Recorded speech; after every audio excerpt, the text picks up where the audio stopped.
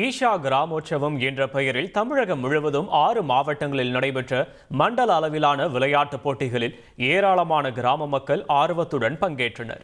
கிராம மக்களின் வாழ்க்கையில் விளையாட்டுப் போட்டிகள் மூலம் புத்துணர்வு மற்றும் ஆரோக்கியத்தை கொண்டு வரும் நோக்கில் கிராமோற்சவ திருவிழாவை ஈஷா தொடர்ந்து பல ஆண்டுகளாக நடத்தி வருகிறது. 16வது ஈஷா கிராமோற்சவத்தை முன்னிட்டு கிளஸ்டர் அளவிலான போட்டிகளில் தேர்வான அணிகளுக்கு இடையேயான மண்டல அளவிலான போட்டிகள் கோவை, சேலம், திருச்சி, திருநெல்வேலி, மதுரை, வேலூர் ஆகிய இடங்களில் நடைபெற்றது.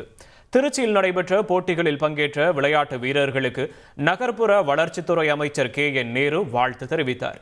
இதில் சின்னத்திரை நகைச்சுவை கலைஞர்களான KPY பாலா, வினோத் மற்றும் விக்னேஷ் ஆகியோர் சிறப்பு விருந்தினர்களாக பங்கேற்று கிராமத்து விளையாட்டு வீரர்களை உற்சாகப்படுத்தினர்.